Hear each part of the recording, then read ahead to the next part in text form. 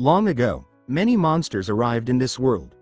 Humans and monsters clashed endlessly in battle. Over time, society developed ranks to determine power and status.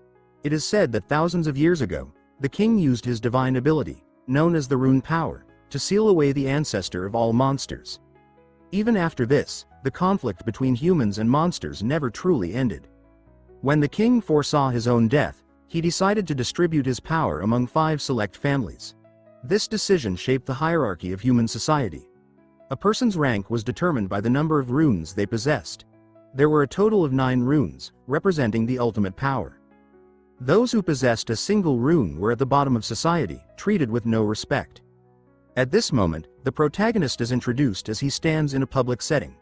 A man approaches to purchase a cigarette, and he looks at the protagonist with disdain. He speaks with arrogance, stating that the protagonist is nothing but a loser. He reminds him that he has only 1 rune and questions how he dares to breathe in his presence. The protagonist listens as the man continues, stating that the price for the cigarettes was 30 yuan. The douche boasts about his superior rank and mocks the protagonist for being weak.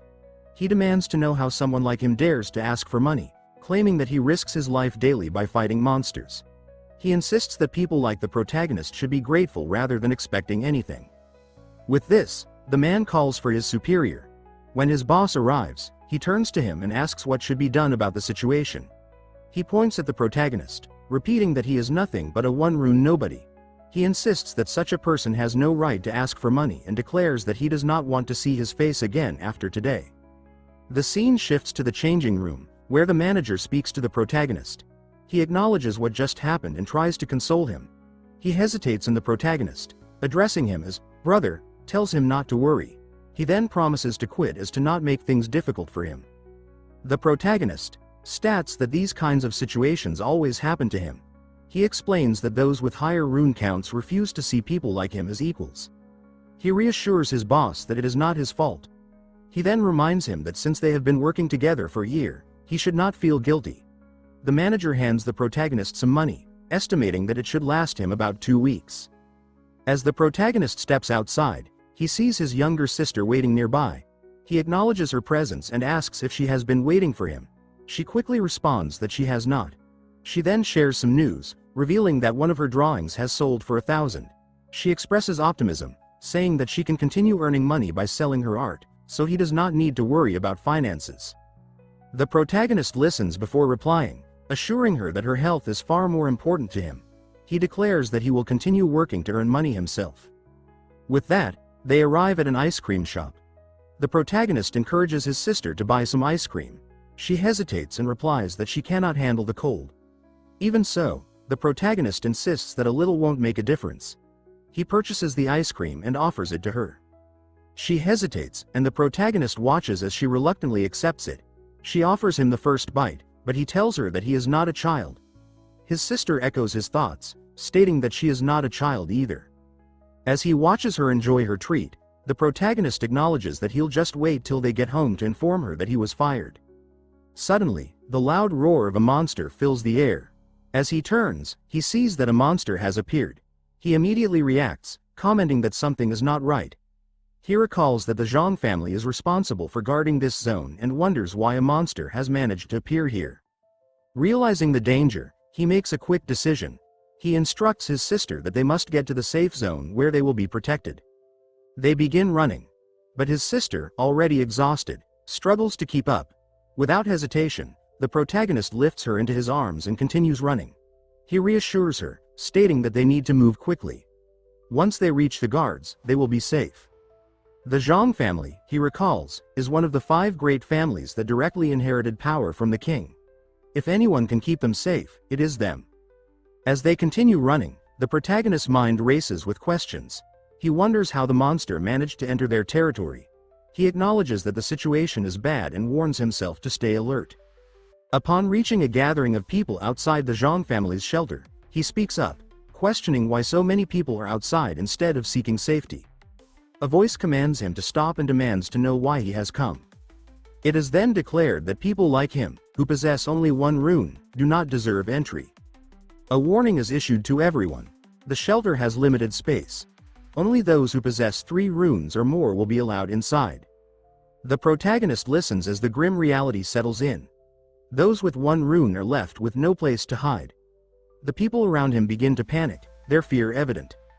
He analyzes the situation, concluding that the monster will surely attack this gathering of people. With so many gathered in one place, the shelter is not truly safe. This is the Zhong family's zone. Their job is to hold off the monster until reinforcements arrive to slay it. A voice scoffs at his words, challenging him.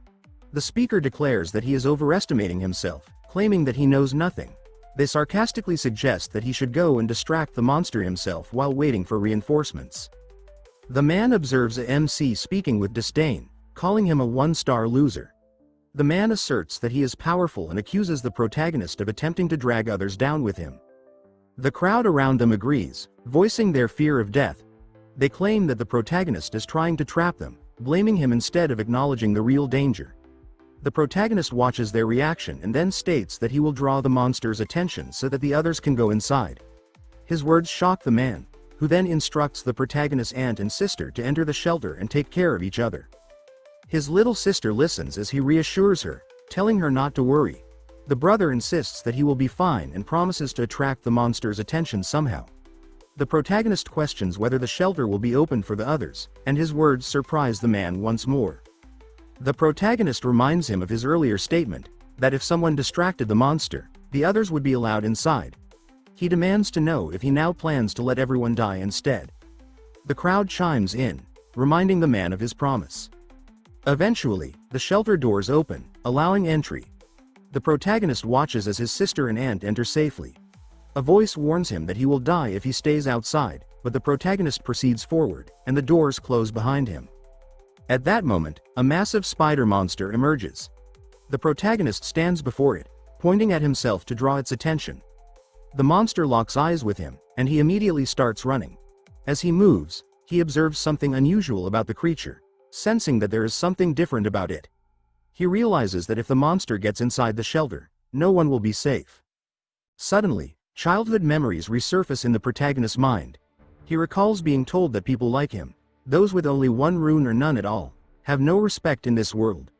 He remembers the feeling of worthlessness that has been forced upon him. Despite this, he resolves that he must protect his sister, no matter the cost. Determined, he continues running, leading the monster away. Along the way, he discovers others who are hiding. He keeps moving, still drawing the monster's focus. As he runs, he wonders why the powerful families have not arrived yet to deal with this threat. The spider monster moves aggressively. The protagonist recalls that this particular species, the wolf spider, hunts its prey upon sight or even through vibrations. It is a highly dangerous creature. As it prepares to strike, a burst of electricity surges through the air. At that moment, a girl appears. The protagonist sees her, recognizing her presence. She swiftly engages the monster, unleashing a powerful attack using her dragon ability. The battle begins. She fights fiercely, overwhelming the monster with her strength. She eventually subdues it and delivers a finishing blow, leaving it motionless. Turning to the protagonist, she asks if he is injured. The protagonist watches her carefully, analyzing her abilities. He notes that she possesses 6 runes, meaning she must be from the elite Zhong family. He responds that he is fine, but before he can say more, something unexpected happens. The monster, which had appeared to be defeated, suddenly revives. The girl reacts quickly, realizing that it has not died yet. She declares that she will finish it off once again. Smoke fills the air, and another wave of energy surges. Striking the girl and sending her flying, the monster reemerges, more powerful than before. The protagonist watches as the girl prepares for another battle. He senses the growing danger and thinks to himself that staying near her might get him killed. Realizing the risk, he considers escaping while he still can. The girl calls out urgently, instructing someone to inform the higher-ups about the monster's unexpected revival. She insists that she will hold it back while they report the situation. The protagonist questions her, asking what she intends to do. She responds with certainty, stating that she will handle it alone.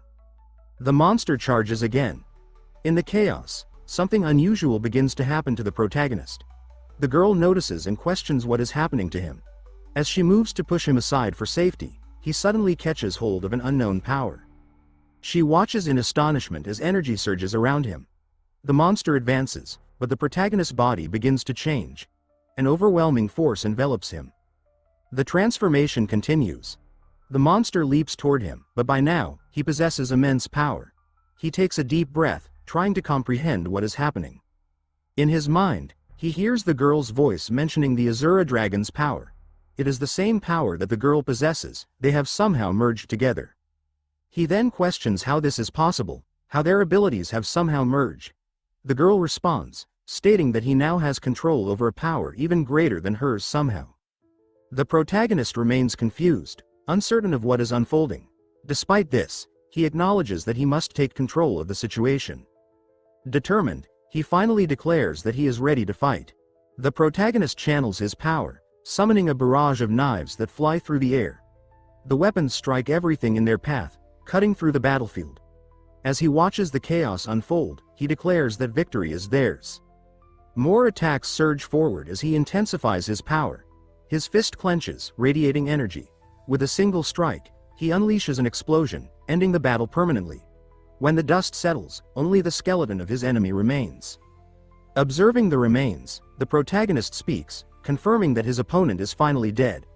The girl advises him to stay alert and suggests they head inside to assess the situation. As he moves forward, he finds himself separated from the girl. Before he can react, he begins to fall. He plunges downward, bracing for impact, but before he can hit the ground, the girl catches him. He looks up to see her holding him safely. Their eyes meet. The protagonist, still processing what happened, expresses his gratitude. She responds, saying that she should be thankful instead. Soon, another individual arrives, addressing the young miss. The protagonist listens as they exchange words. A message is mentioned, and it is repeated, ensuring it is understood. As the conversation shifts, the protagonist suddenly remembers his sister. He states with urgency that she is still inside the shelter. He is reassured that she is safe, but before he can relax, a question is posed to him. The woman asks if he understands what happened, how he was able to wield a power that should not have been his. The protagonist admits that he does not know. He insists that nothing like this has ever happened to him before. She studies him carefully. He responds with a nervous laugh. She then hands him a card, stating that if he ever needs anything, he should not hesitate to contact her. The protagonist acknowledges this but then questions her intentions. He half jokes, asking if she plans to take him to a lab to dissect him. She reassures him, saying that she will protect him. He reacts with skepticism before stating that he will take his leave. A brief back and forth follows, where they exchange parting words repeatedly. She eventually instructs him to present himself before her should he need protection. The man besides her informs her that the master is looking for her and hands her a phone. She answers the call and tells the other person on phone not to worry and she is fine. The man turns to the MC with a look of disdain, calling a lesser rune loser. Hearing this comment, the girl turns back to him, hands him the phone and tells him that he is fired. The man is left dumbfounded by this, unable to comprehend the situation. As he slumps to the ground in desperation, the MC intervenes and says that he's used to that kind of treatment, so it's fine. She shifts the subject and thanks him for his help today. She hands him a golden credit card saying that it's her thank you gift. As he looks at her in confusion, she tells him to please accept it, for he not only saved her, but everyone else here. He stares at the card for a while before tucking it in his pocket. With that, he turns around and bids Zhang Yuyan goodbye. Zhang Yuyan stares at his retreating figure and states that this guy is the key to turning things around. Back at his house, he takes care of his sick sister. While changing her towel, she tries to tell him that she's fine but coughs midway through her sentence. He states that she has a low-grade fever and asks if she was scared yesterday. He recalls the previous day when she hugged him as soon as he reached the shelter. The people there started complimenting him and calling him a hero for saving them. The guard from earlier kneeled down and apologized, saying that he was deliberately making things difficult for others and begs him not to let the Zhong family fire him. But the MC didn't listen and the man was soon taken away and fired. Back in the present, his sister laments that she's always been a burden to him, including yesterday and even now. He reassures her that there's no such thing, they're family, not strangers, so if she feels guilty, she should get better and make him her mighty pork rib and radish soup, to which smiles and agrees. Suddenly a knock is heard on the door. He tells his sister that he'll go check. so she should take her meds and sleep. As soon as he opened the door, he is stunned by the crowd gathered in front of his door. The protagonist inquires the perso. I front asking if he's here because of his fusion with Miss Zhong. The man bows respectfully and says that he's here by the orders of Miss Zhong. A man approaches the protagonist and shouts that he'll end up useless if he joins that family. He comments on his abilities. He states that the protagonist's mutation is remarkable and worth studying. The protagonist immediately refuses, asserting that he has no interest in being a subject for research. The man insists that his power is something extraordinary, something that should be studied and understood. The protagonist, however, remains firm, repeating that he is not interested. At that moment, an older woman interjects and asking if he intends to dissect the guy, calling him a mad researcher. She speaks to the protagonist pulling down her shirt and telling him that he should consider joining her family. She declares that they are just as powerful as the Zhong family. The protagonist watches as more individuals from various families begin to appear. He observes them closely, analyzing their expressions and their attitudes toward him. It becomes clear that they had once regarded him as worthless, treating him like trash. He smirks and tells them that since they all want him to join their families, how about testing each one of them one by one and join the superior one? One of them speaks, referring to him as lowly and insignificant. They assert that although he may now possess some power, it does not place him on their level. Even if they grant him a favor, it will not change his standing in their eyes.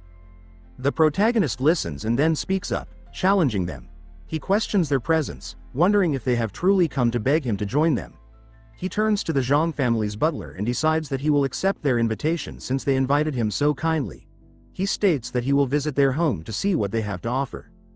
Despite this, he suddenly remembers his sister's condition. He mentions that she has a fever and that his priority is taking care of her. He states that he needs to take her to the hospital.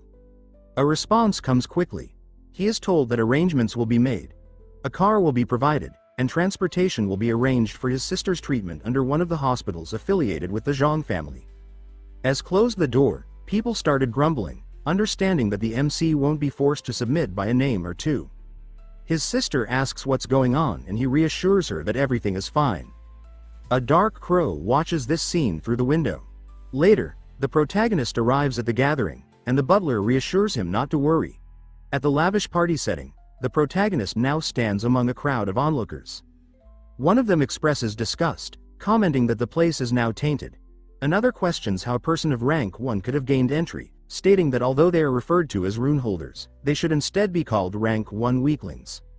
A voice demands an explanation from the steward, asking how he could allow someone of such low status to enter. He reminds the steward of the strict rules and accuses him of breaking them.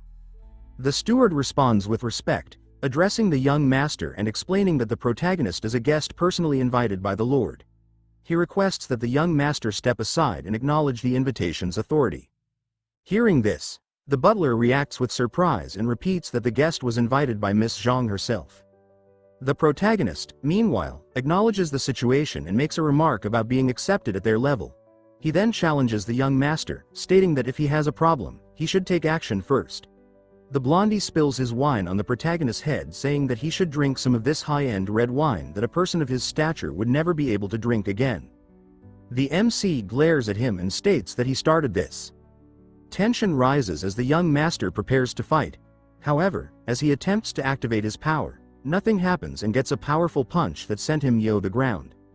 He is stunned, unable to understand why his abilities are failing.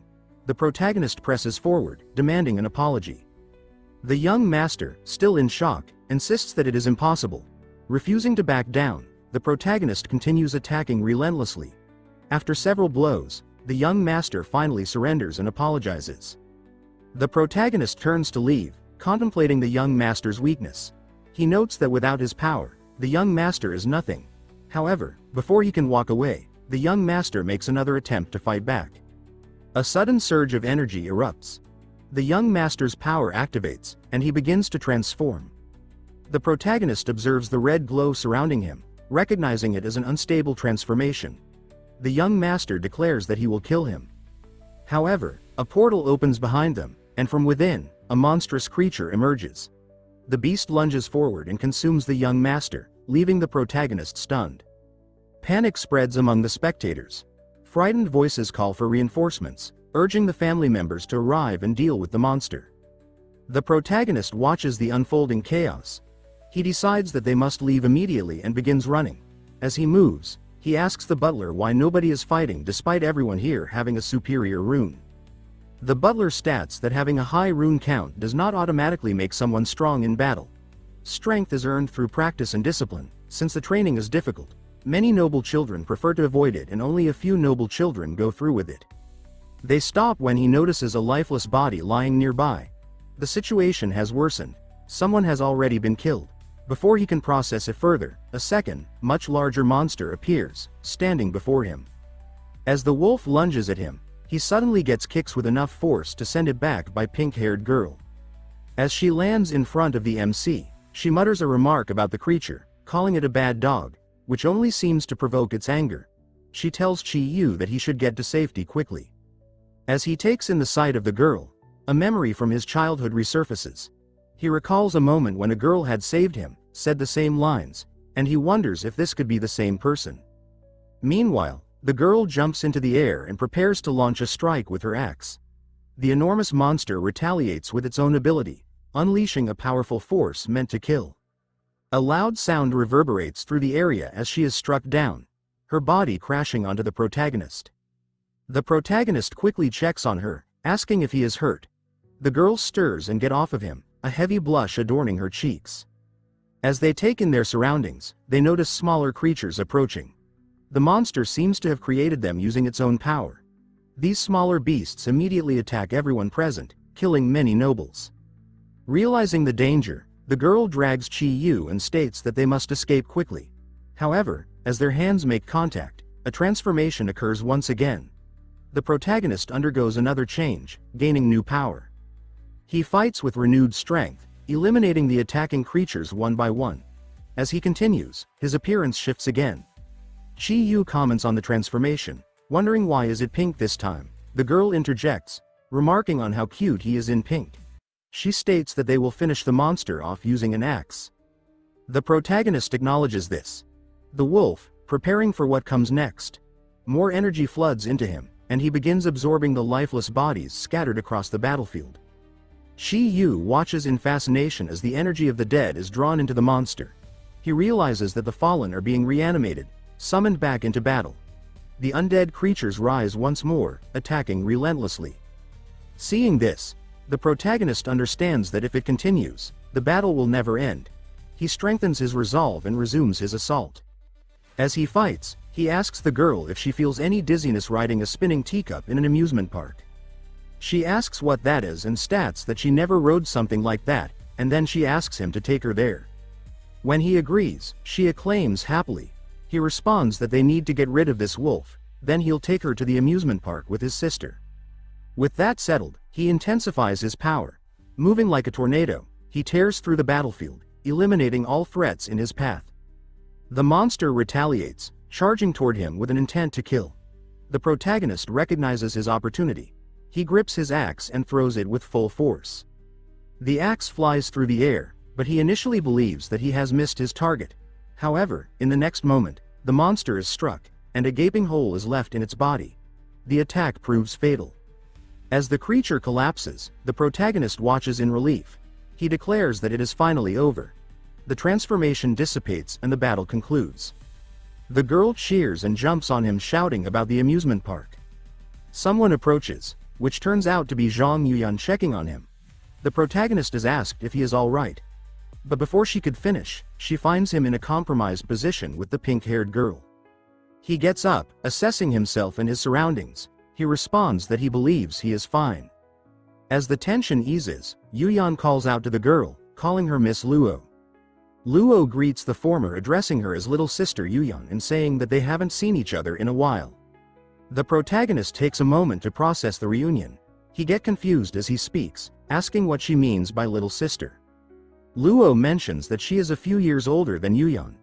Yuyan, on the other hand, apologizes to him for all that he has endured. With the battle over, she states that they should go meet her father first, as there are important matters to discuss. In the background, an ominous giggle is let out from someone in the shadows. Seeing Chi Yu's attention elsewhere, Yuyan asks what is it.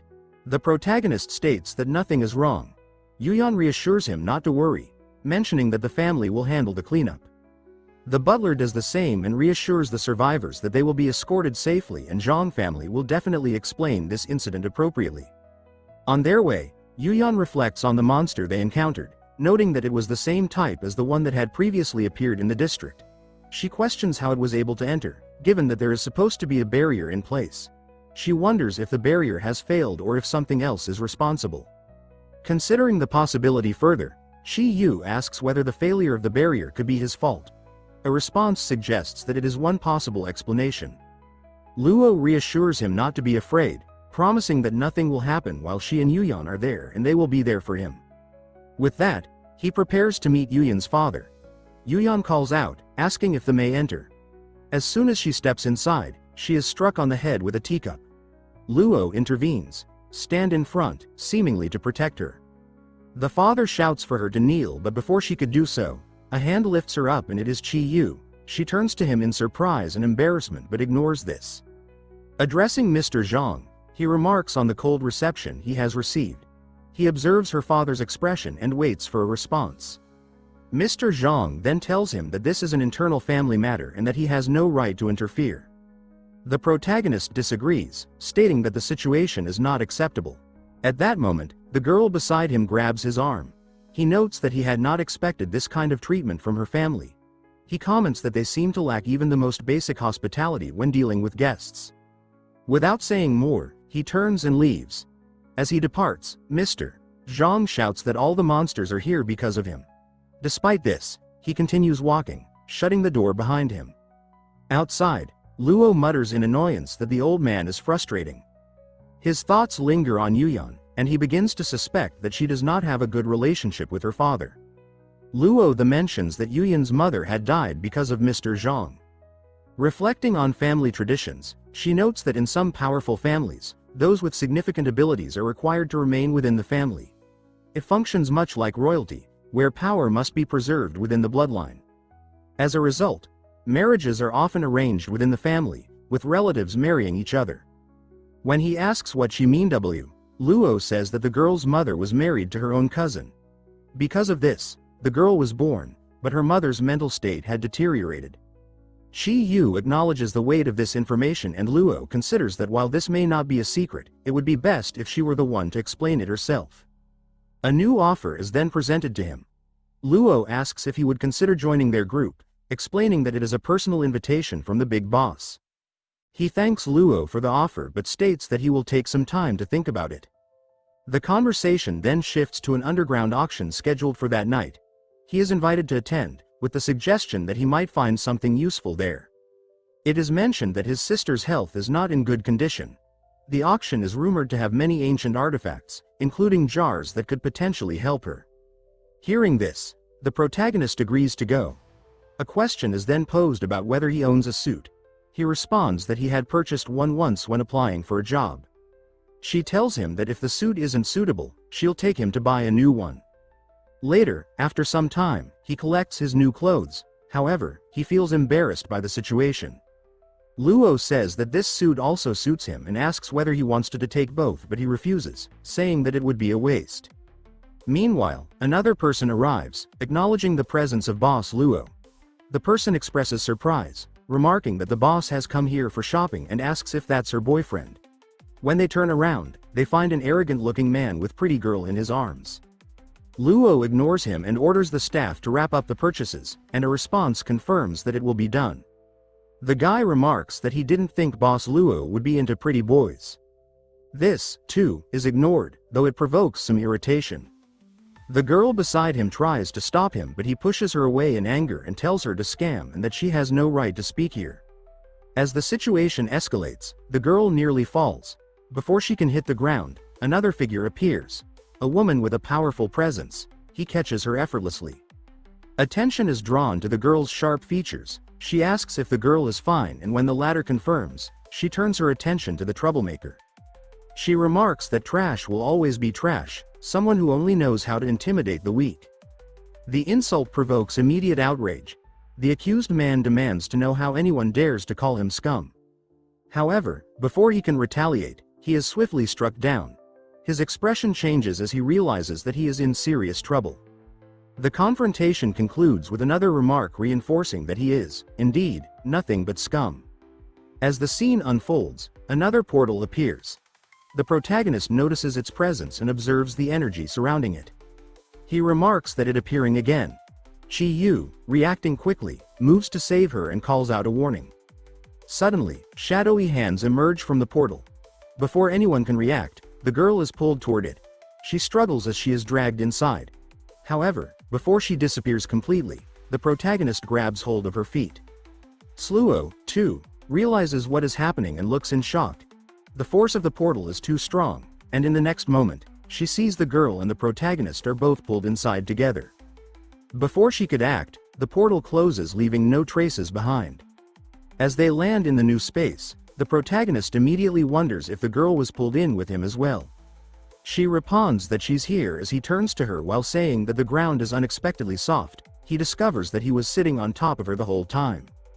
The protagonist then apologizes, but her anger becomes evident as she calls him a dog. Sensing her reaction, the protagonist quickly clarifies that it was unintentional and says that she needs to calm down since monsters may appear at any moment. A wave of energy suddenly shoots through her, as energy fills the space around them. The entire area begins to glow, pulsing with a strange radiance. She transforms as her hair seems to be on fire. She shouts at the entity that dragged them in that if doesn't show himself, she would burn everything down. Chi-Yu remarks that the monster seems to have taken them to a special place, and he wonders about the reason behind it. Suddenly, shadows begin surging beneath the girl's feet. Noticing the danger, Chi-Yu quickly pushes her aside. She clutches her head in pain, and when she turns to ask why he did that, she finds him pierced by numerous sharp spikes. Realizing the situation, she quickly burns the spikes away and forms a protective barrier around them. The shadowy hands attempt to strike the barrier, but their efforts are in vain. Desperately, she tries to wake Chi-Yu, but he remains unresponsive. Suddenly, he coughs up blood and opens his eyes. She urges him to stay awake at all costs, but his vision gradually fades into darkness. His mind drifts into a distant memory, one where he is seen being attacked by a group of bullies. He remains curled on the ground as one of them mockingly asks what is wrong with him. Despite their taunts, he continues to defend his gift until the bullies grow bored and leave. Soon, someone shields him with an umbrella. Lifting his head, he sees a red-haired girl on the verge of tears. With a bruised yet gentle smile, he hands her a small cake and wishes her a happy birthday, calling her Shaolin. At this, Shaolin bursts into tears, but he reassures her that he is fine and tells her not to cry anymore. Back in the present, Chi-Yu reaches for her hand and softly states that he is fine. Shaolin responds anxiously, expressing her fear that he might die because of her. Suddenly, flames engulf both of them, and as expected, they begin to merge together. When the transformation is complete, Shaolin's voice resounds in a panic as she questions what is happening and why he is using her power. Chi-Yu responds that he apparently has the ability to fuse with superior runes and wield their power. She protests that he should have asked for her permission first, but he admits that he still does not know the exact conditions that trigger this state, as she is only the third person it has happened with. Shocked, she exclaims in disbelief that she is the third and immediately shouts that she does not want to fuse with him. Meanwhile, the shadowy limbs continue their relentless assault on the barrier, causing it to crack. Chi-Yu tells her to save her complaints until after they escape. Once they break through, the limbs lunge at him, but he evades them with ease. Shaolin questions why he is dodging, and while continuing to avoid the attacks, he states that there are still unanswered questions. When she asks what he means, he presents his first question: why her, specifically? She responds dismissively, saying that no one can truly understand what a monster is thinking. He then presents his second question: why were they brought here instead of being killed outside? Irritated, Shaolin asserts that she is simply too strong to be dealt with so easily. As he flies forward, he summons flames and launches them ahead. When Shaolin asks why he did that, he observes the limb's reaction and states that the monster appears to be captivated by fire.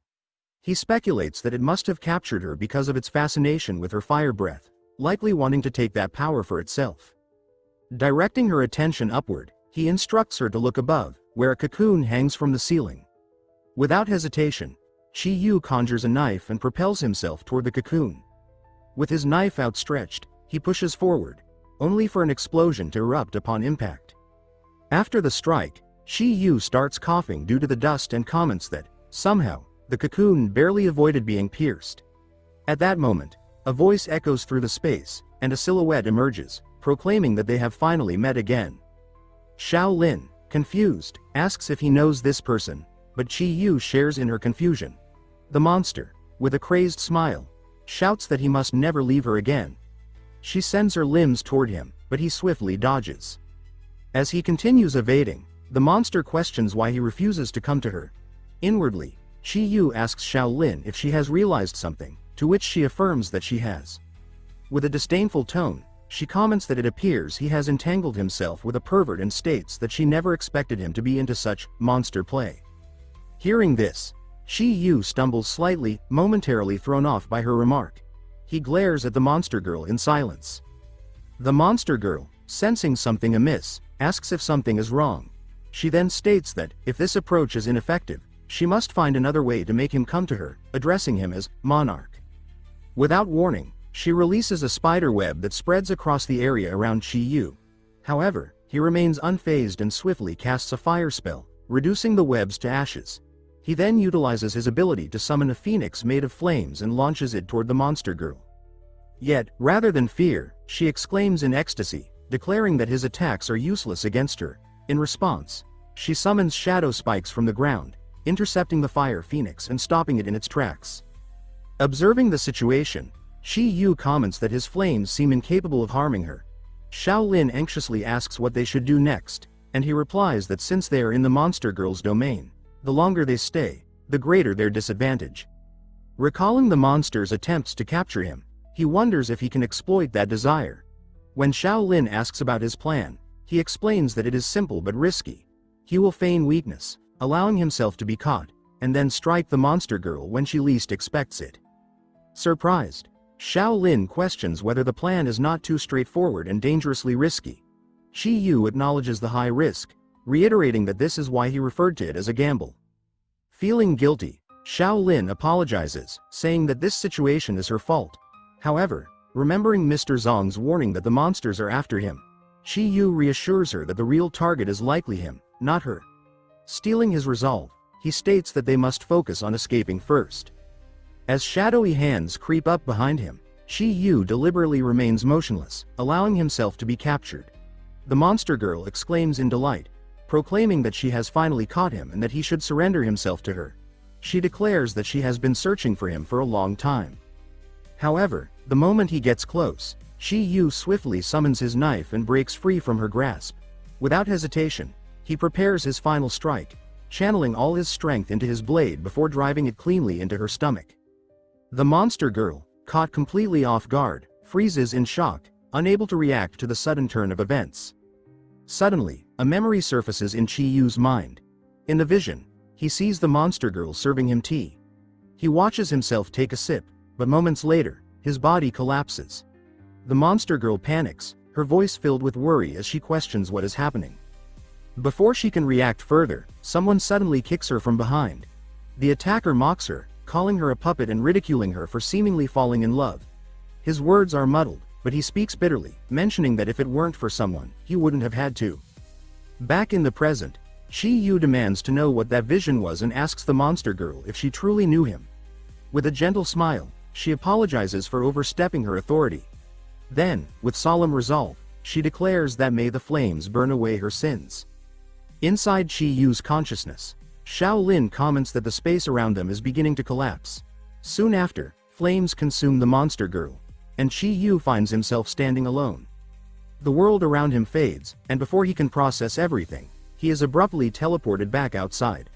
The fusion between him and Xiao Lin dissolves. As he reappears, Luo Ran immediately shouts his name. Without hesitation, Xiao Lin embraces him tightly, pressing him to her chest, and remarks that he is quite cool. Looking down at his hand, Shi Yu notices a figurine of the monster girl resting in his palm. It begins to glow and float in the air, prompting Luo Ran to comment that it appears to be a rune totem. Suddenly, the wooden figurine shifts and transforms into a miniature version of the monster moth girl. Curious, Chi Yu pokes the tiny creature's face and exclaims in surprise that she actually managed to survive. Meanwhile, Luo Ran takes a moment to explain that a rune totem refers to a puppet that serves a superior rune expert. She further clarifies that they are generally divided into two categories, service type and guard type. Chi Yu, still examining the small figure, questions whether Luo Ran believes the monster girl was also something similar.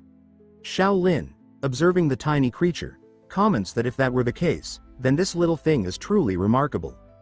Luo Ran, interested in the situation, inquires about where Chi Yu obtained the figurine. He explains that when the monster disappeared, only this remained, and he had subconsciously taken it with him. After assessing the totem, Luo Ran informs him that it seems to have signed a contract with him and will now serve him. However, she expresses concern, asking what he will do if it ends up bringing danger.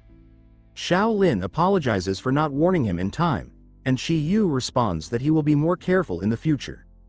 Luo Ran sighs, admitting that she is worried about him. In response, Chi Yu thanks her and acknowledges that he still has much to learn. She agrees with his sentiment and, without hesitation, suggests that he should join the S group. Chi Yu, however, quickly changes the subject, diverting attention to their plans for the evening. He asks if they will still be attending the auction that night. Luo Ran informs him that she has already reported the incident to Zhong.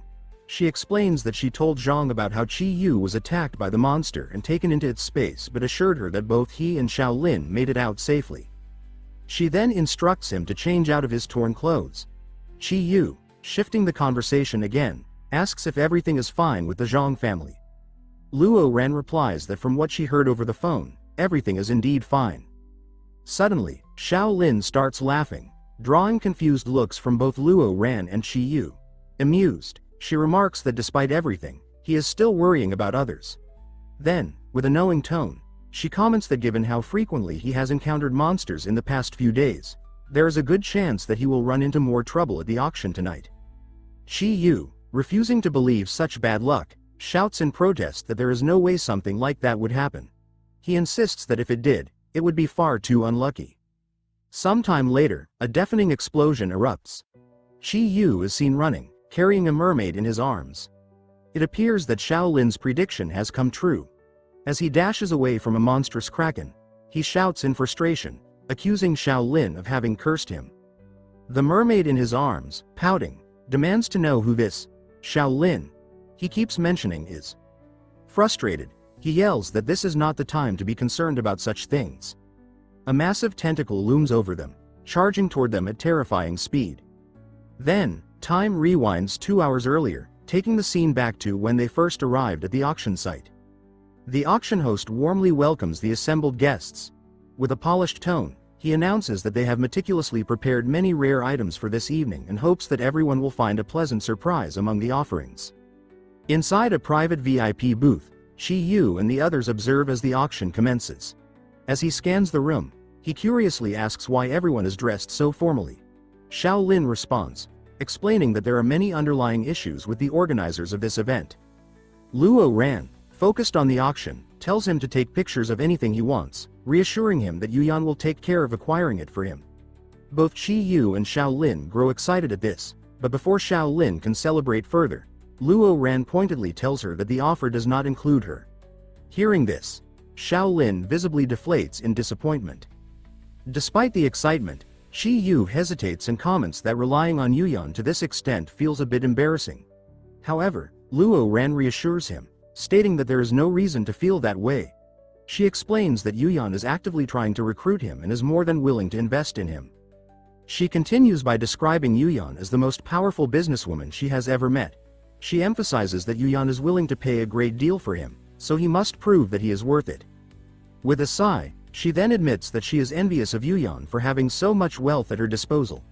Xiao Lin, seizing the opportunity, immediately exclaims that she feels the same way.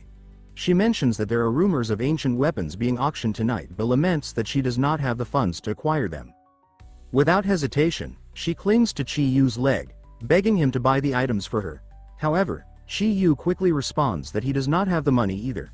Xiao Lin, still desperate, questions what happened to the money he received from Yuyan. He bluntly states that the money is for himself only. Frustrated, she calls him stingy. Meanwhile, Luo Ran suddenly stands up in surprise, her attention caught by something being presented at the auction. Shi Yu approaches Luo Ran and asks her what is happening. His attention is then drawn to the stage, where the auction host enthusiastically presents what he calls the greatest surprise of the evening. As the staff remove the covers, a chained mermaid is revealed.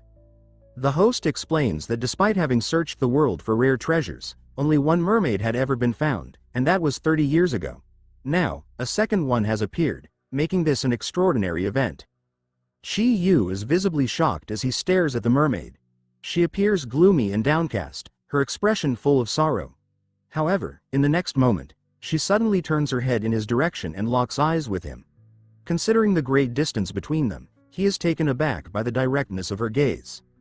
At this moment, Luo Ran comments that there are always certain auctioned items that Xiao Lin finds particularly disgusting. She then informs the group that the girl on stage is, indeed, a mermaid. She elaborates, explaining that the phenomenon of possessing non-human features is called atavism. She believes that Qi Yu has seen it before, as during battle, rune users often manifest their animal traits. These features, she continues, are linked to the power of the ancient kings. Because of this, some people believe that the key to unlocking the true strength of the ancient kings lies within those who have regressed to their ancestral forms.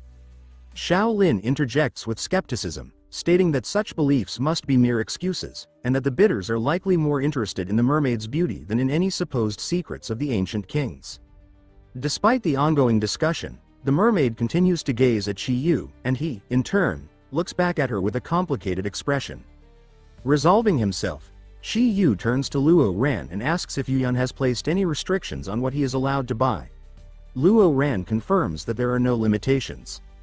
Xiao Lin, surprised by his question, asks if he truly intends to go through with it. With a teasing grin, she gives him a thumbs up and remarks that he is about to use Yuyan's money to purchase a woman. Qi Yu quickly corrects her, stating that his only intention is to save the mermaid. Meanwhile, on the auction floor, the host begins the bidding at 100 million.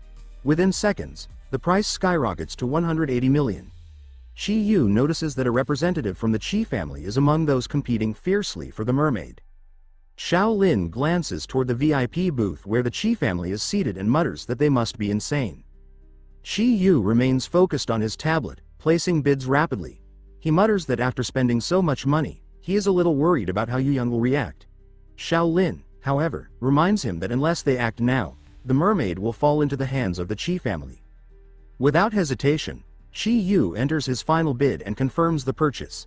The host announces his offer of 310 million. The auctioneer calls once, while a man in the Qi family's VIP booth grits his teeth in frustration. The bid is called twice. Then, as the third call is made, the auctioneer strikes his gavel and declares the mermaid sold. Seeing that he has won, Qi Yu slumps onto the couch in relief. The girls around him smile happily, relieved by the outcome.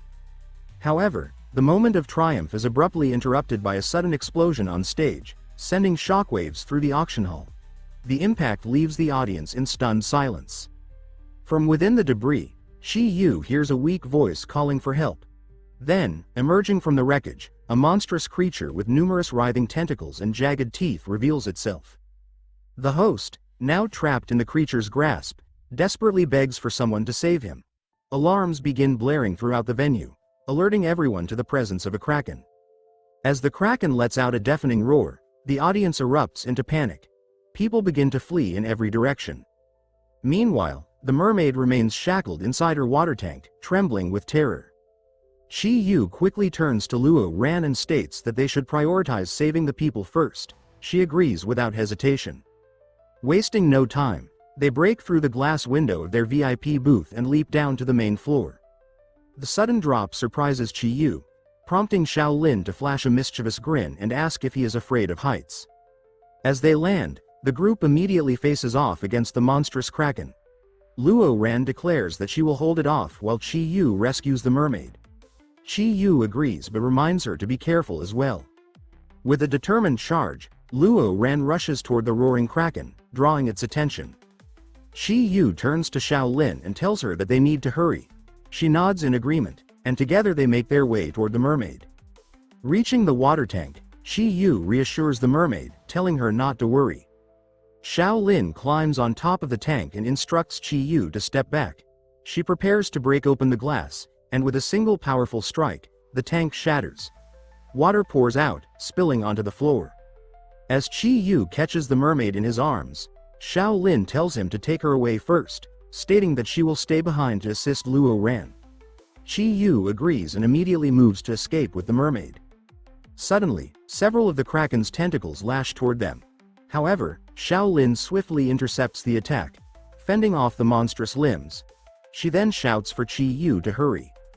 As the two girls engage the monster, they quickly realize that their attacks are having little effect. The kraken retaliates with a devastating roar, swinging its massive tentacles with great force. Both Luo Ran and Xiao Lin are struck and sent crashing some distance away. Qi Yu, still running with the mermaid in his arms, glances back just in time to see the massive creature pursuing them.